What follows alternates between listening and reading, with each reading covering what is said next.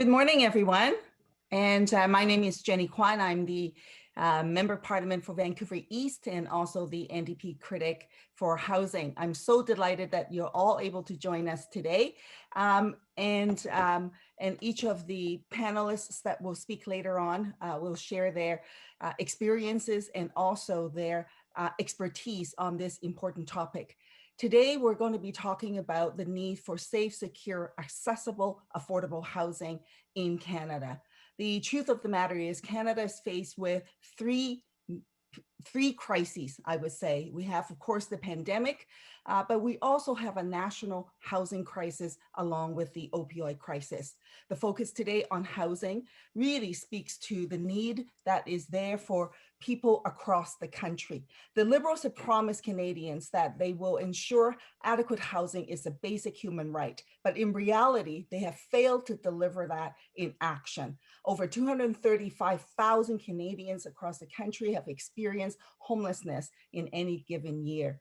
And what we need to see is real action to ensure that the basic human right of housing becomes a reality. We also saw the recent budget that was tabled by the government that has also failed to deliver on this critical issue. And as the critic, I have spoken with many stakeholders on the ground, with people in the community who have not been able to secure housing. In Vancouver East, in my own community, we just decamped the largest encampment in the country. And what we need the government to do, what we need the Liberals to do, is to step up to ensure that every single person in this country can access safe, secure, affordable housing. I'm so delighted to introduce to all of you today our leader, Jagmeet Singh, the national leader of the NDP, who has been fighting for Canadians on this critical issues, who's been putting questions to the government, who's bringing the voice of the people to the House of Commons each and every day to say that the basic needs of people needs to be met and that the government has the responsibility to act. With that, I'd like to welcome Jagmeet Singh, the leader of the NDP, to say a few words. Jagmeet, over to you. Thanks so much, Jenny. And just want to shout out Jenny as not just our member of parliament for Vancouver East, but also our housing critic who does an incredible job of fighting for housing, and just really honored to have Jenny on the team. Thanks so much, Jenny. So Jenny's outlined the problem, what we're going through right now in terms of a global pandemic and the COVID-19 crisis is not the only crisis we're dealing with. Before the pandemic, we heard from so many people who said their biggest worry was they could not find a place to live. And if you think about finding a place to call home, it is probably one of the most important things in your life. If you don't have a home, every next step in your life, building a family, finding a partner, everything else seems impossible without having a place to call home. It just gives you that security, that place to start from. And the reality is, before the pandemic hit, people couldn't find a place to call home. People couldn't buy a home. They couldn't even imagine renting a place they could afford. And now the crisis has made it only worse. So this is a crisis that has not gone away. The pandemic has made this crisis even worse. And we're talking about all people from all walks of life, whether they're young professionals with a decent salary, people who've got low income, people with no income, the homeless, everyone is struggling. And that's why it's so important. And that's why we are committed to finding a solution. And what we've seen, and Jenny pointed this out, the Liberals have talked a lot about housing, have made announcements on housing, but it hasn't made people's lives better. When it comes down to it, people still can't find a place to call home. The housing crisis is still out of control, and there aren't really any solutions for people. And we've got to change that. It's not enough to just talk about housing or to declare it's a crisis. We want to see real action to actually get people a place to call home. So we're going to propose two real major solutions, two-pronged approach to this problem. One, we know that there's speculation driving up the cost of housing. So we need to get at that speculation. And so what we're proposing at the national level is a tax on foreign investment to discourage foreign investors from putting their money into the Canadian housing market like it's a stock market and to try to make money off it, to commodify it. We want people to be able to have a place to call home, not to use the housing market like a commodities market. The second thing is we know that money laundering, while in BC, it's something that people are more aware of, money laundering has directly increasing pressures on housing, and we need to tackle that. And the best place to do that is at the federal level. And then it comes to housing. We want to look at this difficult time that we're going through and look forward to a recovery where housing is at the heart of the recovery. We can create incredible jobs in communities and we can build more housing. We want to see a massive, significant, substantial investment into housing to build 500,000 new homes. This would be $14 billion over 10 years, a real commitment to actually build housing. And we want to see housing of all types, investments in cooperatives, investments in not-for-profits, affordable rental market. We want to see homes, townhomes. We want to see homes built so that people can find a place to call home. And I think about after the World Wars, a lot of the housing in BC and the Lower Mainland and across Canada was post-war homes, where the federal government decided to build housing, made it a priority, and built thousands and thousands of homes. We need to do that again. We are at such a crisis that we've got to respond with the same urgency, and that's what we're asking for. The Liberals have not done enough. They've not solved this problem. We are fighting to actually make a difference. And the final piece is we need to make sure that there's an Indigenous housing strategy, one that is for Indigenous people, by Indigenous people. And to talk more about that and to talk about the housing crisis, we've got some incredible people here who have been champions for housing across Canada. And I'm really honored to have them share some of their thoughts and experiences. So let's begin first with Jeff Morrison from CHRA. Jeff, thanks so much for being here. And I pass the mic to you to share your thoughts on where we're at with the housing crisis and what needs to be done. Well, thank you, Jagmeet. Merci, Jagmeet, de m'avoir invité. Comme vous avez dit, lorsque la pandémie de COVID a frappé le Canada l'année dernière, la toute première directive de santé publique qui a été émise était de rester à la maison. Mais comment les gens peuvent-ils rester à la maison s'ils n'ont pas de logement abordable, s'ils ne sont pas de logements qui répondent à leurs besoins, ou, comme Jenny a mentionné, plus de 235 000 Canadiens et Canadiennes, ils sont sans abri et n'ont pas de logement où aller. So COVID has underlined that housing is healthcare, but of course, housing is so much more than that. Housing is a right. In 2019, Parliament recognized through legislation that housing is a human right. So providing safe, affordable housing to all people in Canada isn't something we should do. It's something the law requires us to do.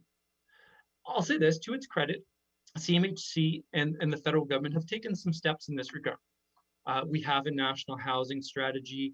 Last year's throne speech contained a commitment to end chronic homelessness, and CMHC has a corporate-wide commitment to ensure all people in Canada have housing that is affordable and meets their needs by 2030. But these steps really mean nothing unless there's a plan that goes with it. These steps should be the start of our efforts, not the end. We need a long-term plan that increases the supply of community housing, including programs that allow housing providers to acquire residential and non-residential buildings for conversion to affordable housing. We need programs that make surplus and available land available for community housing development. We need permanent rental subsidies to ensure that affordable housing can remain affordable. We need to stop the erosion and loss of affordable housing to private sector developers by putting in place measures that will end the financialization and commodification of housing, as Jagmeet said, and rather treat it as the human right that it is. Just by way of example, a recent study suggests that for every one new unit of community housing that is built, 4 are being lost to the private sector, and that simply can't continue. Nous avons besoin aussi que le gouvernement fédéral travaille en partenariat avec les provinces, les territoires et les municipalités afin que les politiques fédérales s'alignent parfaitement sur les politiques des autres ordres de gouvernement. Et comme le prochain intervenant le préciserait très clairement, nous avons besoin d'une stratégie de logement pour les autochtones en milieu urbain, ruraux et nordiques. So, that's a bold agenda. But as the former CEO of CMHC has said, providing housing to all people in Canada that is affordable and meets their needs by 2030 is a, quote, big, hairy, audacious goal. But it's one we can't shy away from. Housing is a human right in Canada. So let's show our fellow Canadians and people around the world that Canada takes this right seriously and that we're up to the challenge. Encore une fois, Jagmeet, merci. Thank you again. Merci Jeff, merci infiniment pour être ici, pour vos mots. Je veux aussi dire en français qu'aujourd'hui, on va parler de la crise du logement. On sait qu'on est dans une pandémie, c'est une crise, mais on ne peut pas oublier les autres crises qui étaient toujours là.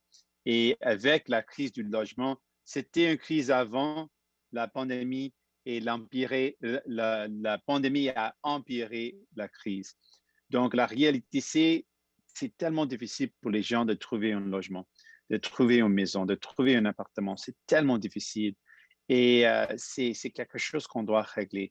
Le gouvernement libéral a donné des annonces, des grandes annonces, mais sans avoir un plan, sans avoir les actions concrètes, ça n'aide pas les gens, ça n'améliore pas la situation des gens. Donc aujourd'hui, on veut encore proposer nos solutions. On doit régler la spéculation dans le marché qui augmente les prix des maisons. On doit avoir une taxe sur les investissements étrangers. Et aussi, on doit faire face à la blanchissement d'argent qui augmente les prix des maisons. Deuxièmement, on doit avoir un investissement massif pour bâtir des nouvelles maisons. Ça, c'est essentiel. Et on sait que c'est un problème qui touche tout le monde dans leur vie, les gens qui ont un bon salaire, les gens qui ont peu de salaire et les gens qui n'ont pas de salaire. Tout le monde font face à ce défi et c'est notre responsabilité de régler ces problèmes. Nous, les néo-démocrates, on est prêts de faire ça. Donc, merci encore. And now I'd like to pass the mic to another advocate for housing, someone who's done a lot of work fighting for housing. Margaret, thank you so much for being here. And please, the mic is now yours. Merci, Jagmeet, and merci, Jenny. I'm going to say good morning, everyone. That's about the extent of my French, unfortunately. I'd like to just start off by acknowledging that I'm coming to you from the traditional territories of the Stalo First Nations, particularly the Lakamo, the Matsqui, and the Sumas First Nations here in the Fraser Valley of British Columbia. I also want to come from a different lens because I think there's a lot of confusion across all levels of governments of understanding the fight and the argument for an urban Indigenous seat at the table. So I'm just going to start off by explaining that our organization, the Aboriginal Housing Management Association, is Canada's first Indigenous housing authority of its kind, founded in the principles of self-determination. This, among all other rights, were never ceded, despite the systems of colonialism creating the dispossession of our peoples into the urban, rural, and northern communities. The Aboriginal Housing Management Association was created for Indigenous people by Indigenous people. In addition to providing families with affordable and culturally appropriate housing, AMA's members offer many support services through 39 different funding programs, including homelessness prevention, transition homes, parenting skills, mental health programs, substance use support, and many more. Cultural safety and a sense of belonging is at the core. As an Indigenous organization, AMA always brings a cultural component to its relationship with its communities and its stakeholders. We recognize the dispossession of Indigenous peoples caused by the Canadian government through residential schools, 60 Scoop, and many other acts of colonization. And I want to just take a brief moment to clarify the distinction of what we mean when we say the word Indigenous. You've heard the term urban, rural, and northern. We are the dispossessed. We are the disenfranchised from our sense of belonging to the three distinction-based groups, and having founded our own sense of community and belonging in urban, rural, and northern communities. We're status, we're non-status, we're status unknown, we're migrating, and we're immigrant Indigenous across the spectrum that many governments refer to as distinction-based. And we know that in any given community of ours within BC and across Canada, our providers' clients comprise about 30% of local nations, which means their communities are largely outside of the scope of the three distinction-based groups. And AMA is working with its communities to reclaim our sense of self-determination through culturally appropriate housing that honors Indigenous traditions in meaningful ways. Now, following the federal election in 2019, the Indigenous housing sector in BC and across Canada, in fact, heaved a huge sigh of relief to see that the minister was mandated to create a national urban Indigenous housing strategy.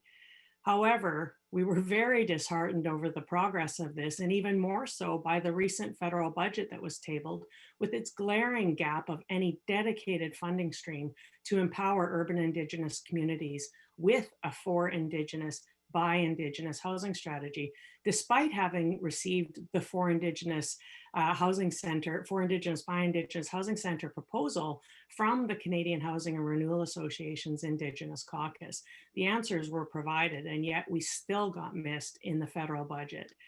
So considering the significant time and effort that has to be invested in this initiative and the wide consultation processes that have taken place up till now, we see the delay in initiating this project as a significant threat to its conception, notably in its current minority government environment. For this reason, our board of directors at ALMA have decided to invest our own funding to create a BC urban and rural Indigenous housing strategy, with the hope that once we're completed, it will be considered for funding by the federal government, perhaps a tripartite strategy that could be replicated in other provinces such as Ontario, with such strong provincial leaders as the Ontario Aboriginal Nonprofit and others. We created an advisory committee that is probably the most inclusive seen anywhere, not only in BC, but across Canada, that includes representatives from Métis Nations, First Nations leadership, the province of BC, BC Housing, First Nations Health Authority, and local First Nation leaders to ensure that we are doing a meaningful consultation to represent a most wholesome strategy. And perhaps that can be the launching place for the federal strategy. I'll leave it at that for now. Thank you very much, everyone, for your time. Thank you so much, Margaret. Really appreciate your words. We're going to go now to Marlene, someone who's also, again, another champion for housing, representing ONPHA. Marlene, please, the mic is now yours. Hello and good morning. Thank you for having me. I'd like to begin by acknowledging the traditional territory on which I'm working, which is from the Neutral, Anishinaabe, and Haudenosaunee peoples in Waterloo, Ontario. And ONFA, being the Ontario Not-for-Profit Housing Association, is in Toronto, which is on the traditional territory of the Mississaugas of the Credit, the Anishinaabe, the Haudenosaunee, Chippewa, and Wendat peoples. If you think about ONFA, we are much like a chamber of commerce, and we work very much with our members who are over 700 landlords or not-for-profit housing providers. And what that means is that we are housing about 500,000 people in the province of Ontario, which represents close to half of all of Canada's housing stock. And of course, we are very interested in all things community housing and ensuring that we're building the infrastructure that Canada needs and that Ontario needs in terms of taking care of people.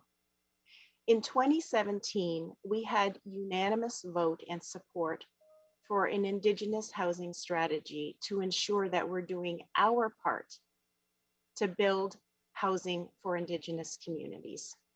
And so what we have done is we have created and published an urban and rural Indigenous housing plan for all of Ontario. And it's a really fantastic document. I encourage all of you to have a read. What we're working on right now is an implementation strategy. And so what I can share with you for today and what we know is that Indigenous communities are growing. It's a growth community. And most of the people are living in urban centers. 80% are living in urban centers. We also know that there's a disproportionate amount of people that are living in poverty or in homelessness. And so at ONFA, we are very much advocating for dedicated funding for Ontario and Canada to have a strategy and dedicated funding for increased investment. We're calling for the government to build 22,000 units in Ontario that are owned and operated by Indigenous people. We are calling for culturally relevant programming and supports that go with that. And of course, and a very important part is that the housing is Indigenous controlled. And so The intent of our recommendations is really that there is an obligation to meet truth and reconciliation. And there is a bigger play in terms of preventing bigger costs that are downstream if we don't invest in the infrastructure now. And by that, I'm referring to costs that are related to hospitalization, justice, and social services, which we know are so relevant and have been tested in these last 14 months during the global pandemic. And so for all of us to achieve this goal, what we're calling for the government to do is really to dedicate money for an urban and rural Northern Indigenous housing strategy and targeting dedicated funding to meet some targets within that. So thank you so much for inviting us here today. I'm certainly happy to talk to you about the Ontario context and be available for any questions. Thank you so much, Marlene. Really appreciate you being here and providing that plan and that vision. Again, thank you to Jeff, thank you to Margaret, and thank you, of course, to my friend and colleague, Jenny Kwan. With that, we are now going to go to questions. Avec ça, on est maintenant prêt pour les questions. So I will pass the mic to Nina to facilitate the questions. Nina. Thank you very much. Merci beaucoup. Alors, j'inviterai les membres des médias de, s'il vous plaît, utiliser la fonction lever la main pour poser votre question et question de suivi. I would like to invite members of the media to please use the raise hand function to ask your question and follow up. We will go ahead and start with Christopher Reynolds with the Canadian Press. Please go ahead. Hi, folks. Thanks very much for all of that information. I don't think anyone could doubt the urgency of affordable housing, but I will turn to another subject or two with a question for you, Mr. Singh. One thing I was thinking about recently, as many people are, is vaccine passports. And I was wondering, after we've had the transport minister a couple weeks ago say that Canada and other G7 nations are working towards some kind of common platform for vaccine certification, I'm wondering just how urgent you feel this issue of something resembling a vaccine passport for international travel is for Canadians. I want to start off by saying the priority for New Democrats is to get everyone vaccinated. And right now, we are seeing some serious problems. People are unable to get appointments. Appointments are not available. There is no supply available for a lot of people that are looking to get vaccinated. That is directly the responsibility of the federal government. And that's where Justin Trudeau and the Liberal government has certainly failed to secure enough dose to make sure people can get vaccinated. That's our priority, and that should be the first focus, getting everyone vaccinated. But with the idea of vaccine passports, it's not something uncommon. We have similar requirements when you travel to countries. You've got to get vaccinated before you can travel. So for me, the question around really comes down to the question of how do we best protect Canadians and what is the best strategy to do that? I'm open to looking at all tools that will help us stay safe and will encourage people to get vaccinated. But the first goal has to be vaccination, and then we can look at other tools that will encourage people to get vaccinated or encourage people that travel to Canada to have had the vaccine. So I'm open to considerations around what that looks like. But for me, in terms of urgency, the urgency is getting people vaccinated. Another thing I was wondering about is that tension between the necessity to vaccinate as many Canadians as soon as possible and the simultaneous necessity to vaccinate the rest of the world. So I'm wondering, are we at a point now where we should be starting to export or send abroad to developing countries in particular some of our supply of vaccines so that the whole world can get vaccinated before, say, 2024? I really appreciate the question. And it is very important to acknowledge that, yes, we've got to vaccinate everyone in Canada. That is our priority. But this is a global pandemic. We are global citizens. And if there is an outbreak anywhere in the world, it impacts us around the world. So it's important to look at that through a global citizenship lens, and that we absolutely have a responsibility to fight this pandemic globally. But instead of the question of sending over doses, we are not in a position to make a big difference. We barely have enough doses to ensure that everyone in Canada is vaccinated. But what we can do is very significant. And what poor countries, less developed countries, countries that are struggling asked for help with is waiving the patent. Patent waiver is what they requested so they can produce more vaccine locally at home in their countries. That is what they've requested. The United States, President Biden has said, yes, he is committed to waiving the patents. And at the World Trade Organization, the countries have to come together and agree to this patent waiver. Canada, specifically Justin Trudeau and the Liberal government, have yet to actually commit to that waiver. That is a massive failure in leadership. And that's where actually we could play a very significant role in helping countries. What they need is to see the patent waived so they can produce more vaccine. Canada has a role to play in pushing for that. And so far, the Liberal government has refused to support the patent waiver, which means they'd rather protect the profits of big pharmaceutical companies than do our part to help people around the world. And that's really the problem. Thank you very much. Prochaine, j'ai Laurence Martin avec Radio-Canada. C'est à vous. Oui, bonjour, Monsieur Singh. Moi aussi, j'aimerais vous amener sur un sujet différent, sur la question du projet de loi 96 du Québec. Est-ce que vous êtes d'accord avec la décision de Québec d'inscrire dans la Constitution canadienne la oui, je vais y arriver, oui, la spécificité linguistique de la nation québécoise? Donc, en fait, la reconnaissance de la nation ainsi que du français comme seule langue officielle et commune du Québec. Oui, je suis d'accord. C'est une approche pour défendre la langue française. C'est toujours un défi pour le Québec d'être une nation française dans un milieu de l'Amérique du Nord où il y a plusieurs endroits, provinces, États, territoires anglais. Donc, c'est tellement important de défendre la langue française. Donc, on appuie cette approche et on appuie l'importance primordialement de défendre la langue française et l'importance de le faire. Donc, si dans les prochaines semaines, le Bloc québécois dépose à la Chambre des communes une motion en ce sens, est-ce que vous allez obliger vos députés à l'appuyer, cette motion? On appuie cette approche et on a déjà fait à quelques reprises comme parti la défense de la langue française. C'est une valeur de notre parti, donc on va continuer de le faire.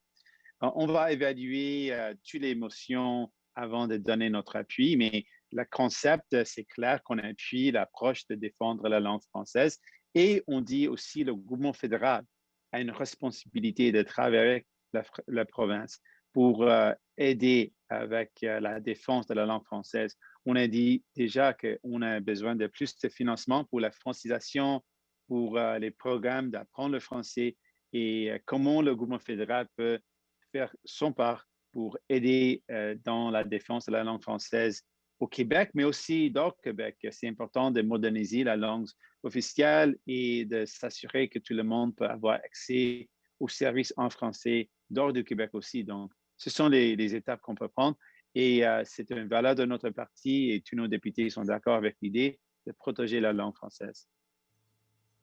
Merci beaucoup. Thank you very much. Prochainement, j'ai Catherine Lévesque avec la presse canadienne. C'est à vous. Oui, bonjour, Monsieur Singh. Bonjour. Donc, je veux poursuivre dans la même lignée parce qu'effectivement, hier, on vous avait aussi posé la question et vous aviez dit là, effectivement que vous étiez d'accord avec le fait que le Québec change sa partie de la Constitution.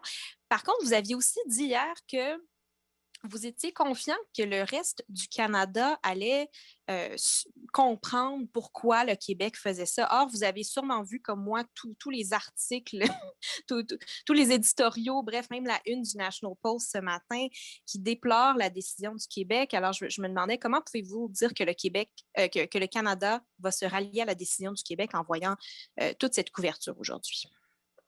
Mais ce ne représente pas la volonté des gens. C'est des articles écrits par une personne. Ce n'est pas la volonté des Canadiens et Canadiennes. L'idée, c'est simple. C'est une province française et où la langue française, c'est important. Et c'est complètement compréhensible pourquoi le Québec veut déclarer clairement que c'est une nation française. C'est le cas, c'est le fait. Donc, pour monsieur, madame, tout le monde hors du Québec, ils acceptent cette réalité parce que c'est le fait, c'est la réalité.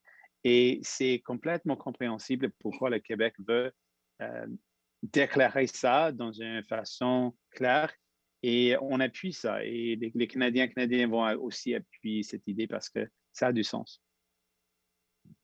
Comment est-ce que vous réconciliez votre position peut-être avec les anglophones du Québec qui s'inquiètent de possibles conséquences de cette décision-là et même de l'ancien chef du NPD, Thomas Mulcair, qui dénonce vivement cette volonté du Québec?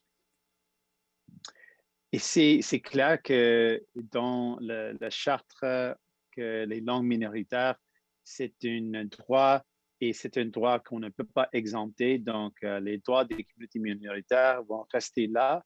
Ils vont continuer d'avoir leurs droits et c'est important de reconnaître ça. Ça ne va pas dire un changement dans la vie des gens, c'est une déclaration d'un fait. Et on appuie cette déclaration et on va continuer d'avoir les mêmes protections pour les langues minoritaires au Québec. Donc, rien ne va changer dans ce cas, mais c'est une déclaration importante qu'on appuie.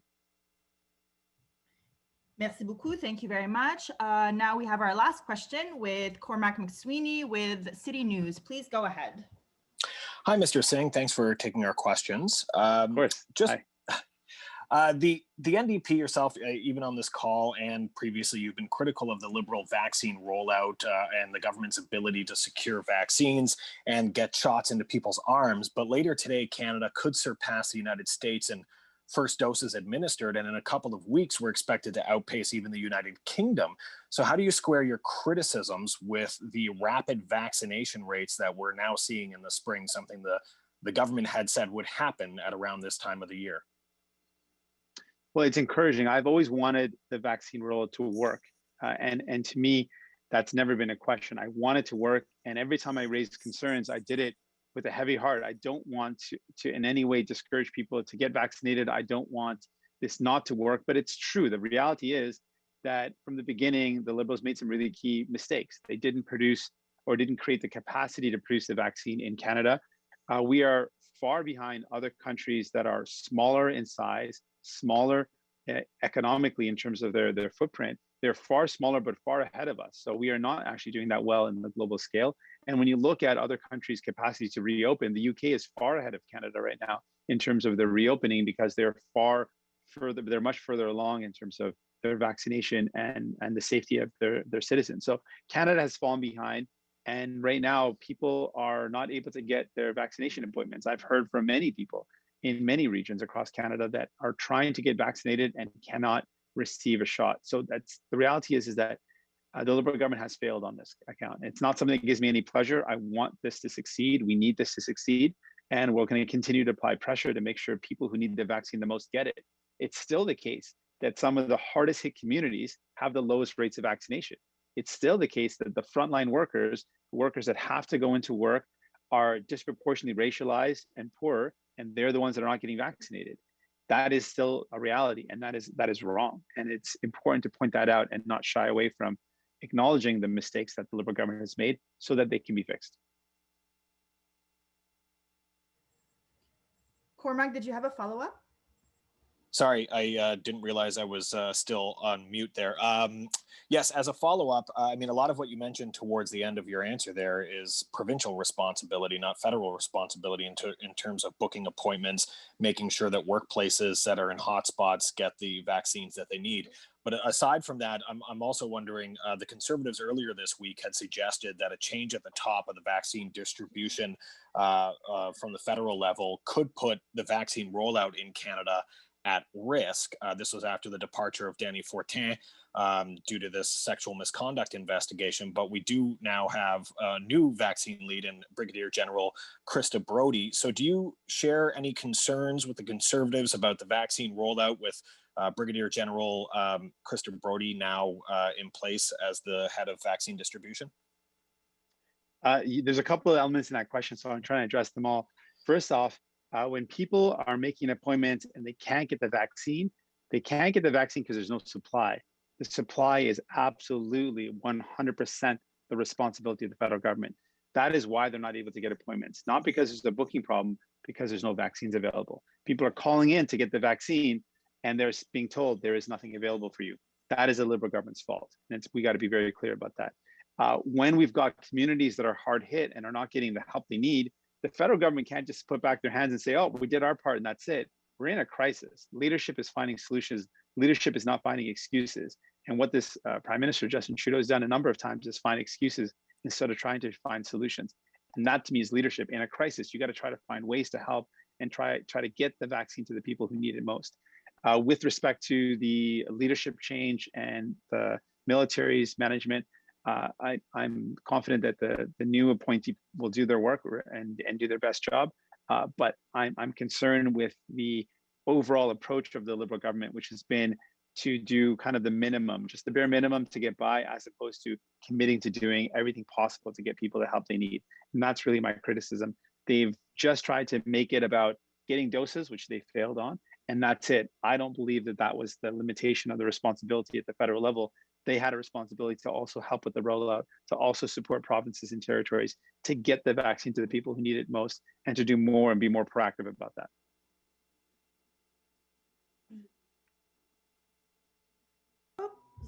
Sorry about that. So that concludes our press conference. Ceci met fin à notre conférence de presse. Merci beaucoup. Thank you very much.